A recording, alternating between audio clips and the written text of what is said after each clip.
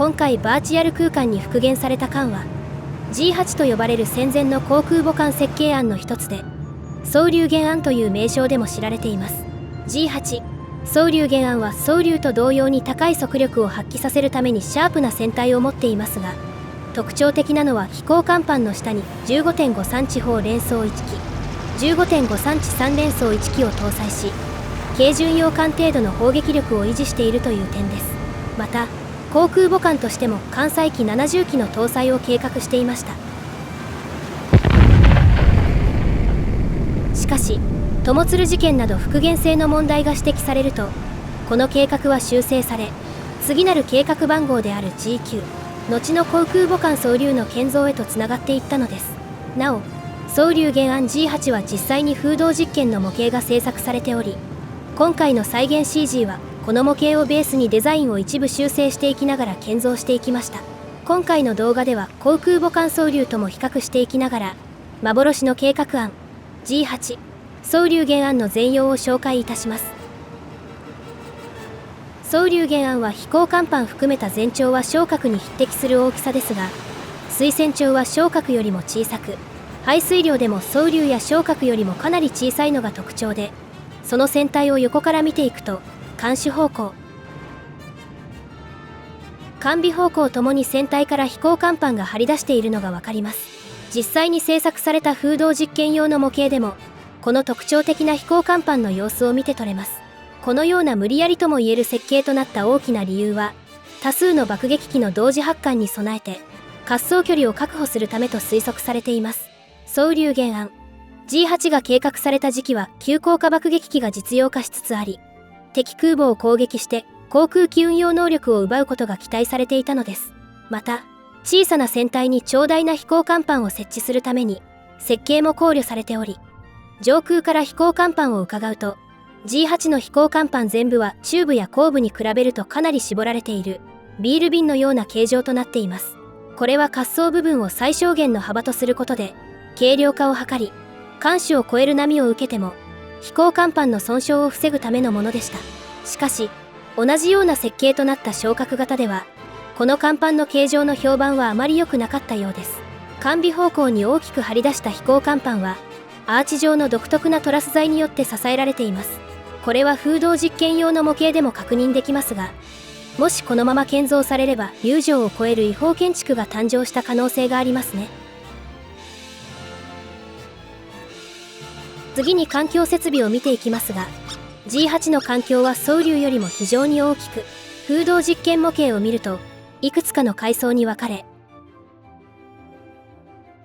上から見ると緩やかに中央部が膨らんでいる独特な形状をしています。環境には主砲用の測距儀や降車装置が搭載されていることも推測されますが、詳しい設備については不明となっています。環境は飛行甲板の右端に設置されており、これは後の空母巡洋や大砲といった艦のスタイルを先取りしているとも言えますが、後に見られる環境と煙突が一体化されたデザインには至っておらず、環境の後方には長い煙突が2本設置されています。日本の航空母艦は最初期の段階から原則下方に開口する形式や、より新式な湾曲煙突も実用化されていましたが、双竜舷案では改められ、この方式は採用されていません。これにはいくつかの理由が考えられますが、海水シャワー形式の欠点である居住性の問題が大きかったと考えられます。排煙を海水シャワーによって軽減する下向き湾曲煙突は日本空母の標準的なデザインになりつつありましたが、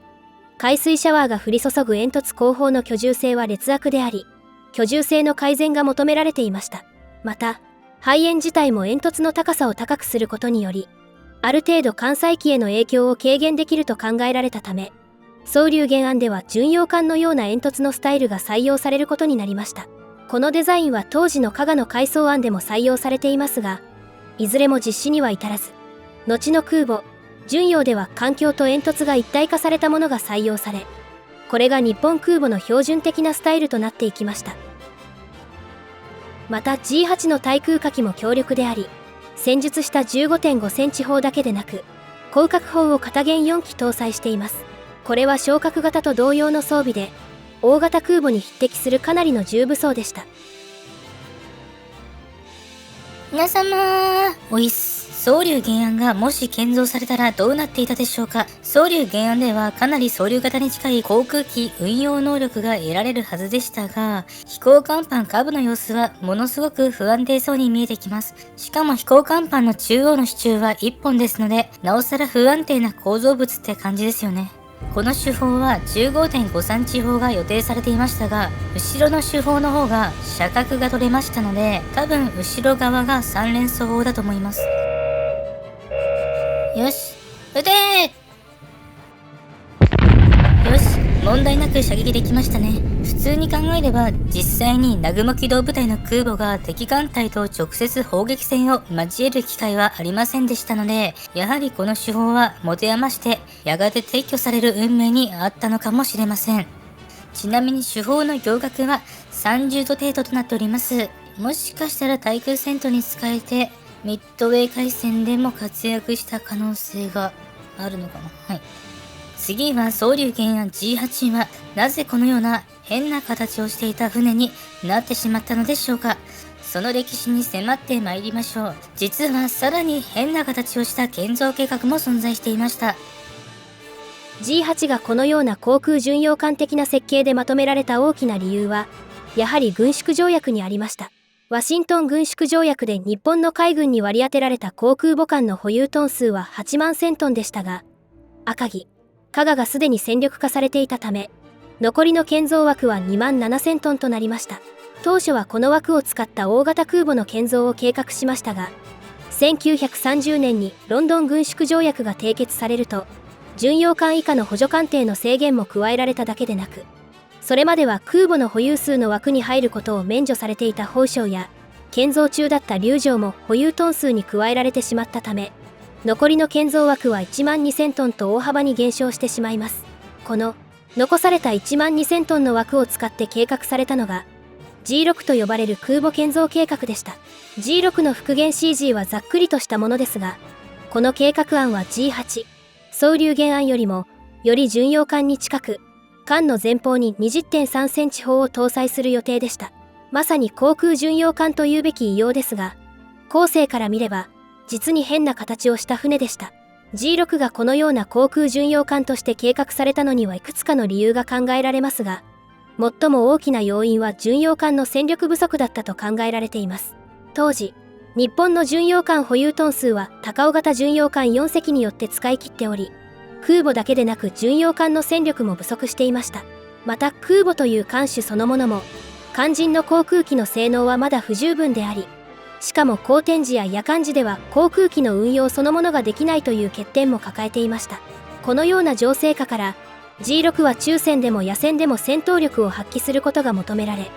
結果的に巡洋艦と空母の能力を持つ船としてデザインがまとめられることになったのです。 G6 計画では排水量1万2000トン、水船長240メートル、速力36ノット、20.3 センチ連装砲3機を装備し、艦載機は70機を計画しましたが、 G6 計画は空母として見た場合やや旧式で、その現実性は当初から疑問が持たれ、この案で建造されることはありませんでした。そこで昭和9年1934年頃に G6 をベースに計画を洗練することになり、まずは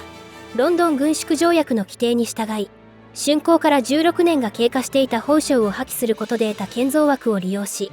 基準排水量1万50トンのやや小ぶりの中型空母2隻の建造が新たに計画されました。これが後の G8 計画双竜原案へとつながっていきます。建造数が1隻ではなく2隻を選んだ理由は、空母は1対1で対決した場合相打ちになりがちであるという航空母艦という艦種の性質を反映したもので、戦力を失うリスクを2つに分散しているのです。この新型空母の性能は軍令部で検討され、当初基準排水量1万50トン、20.3 センチ連装砲1機、15.5 センチ3連装砲1機、12.7 センチ広角砲10機、搭載機数は100機を想定していましたが、この要求は不可能であることが判明すると、主砲は 15.5 センチ砲連装1機、同じく3連装1機、広角砲8機、搭載機数70機に修正され、正式に G8 という計画番号が付けられることになりました。G8 でも主砲が残されるなど、純粋な空母とは異なる設計でしたが、赤城や香川改装後も自衛用の手法が残されており、アメリカ海軍でも同様な傾向が見られ、当時としてはある程度妥当な設計にまとめられました。こうして G8 は次世代の連合艦隊を担うべく、1934年についに寄港の準備が整えられましたが、同年1934年3月、好天時に水雷艇の友鶴が転覆した、いわゆる友鶴事件が発生すると、日本艦艇は全体的に復元性が不足していることを露呈してしまいます。G8 の設計も大幅に修正され、G9 計画、本来の総流型空母へと設計が改められることになりました。そして総流は日本空母の決定版となる傑作空母として竣工することになったのです。はい。ということで今回は久しぶりの、架空艦というかな、計画艦というか、総流原案を作ってみました。かっこいいかどうかはわかりませんけれども、ちょっとね、世界初の立体化にも挑戦してみたいですよね。頑張ります。今年も宮豆さんの帝国立体、何卒よろしくお願いいたします。新年恒例の漫談動画は別で収録しようと思います。それでは皆様、最後までのご視聴誠にありがとうございました。こういった分野に興味がございましたら、チャンネル登録もよろしくお願いいたします。それでは皆様、次の動画でお会いいたしましょう。さよなら、バイバーイ。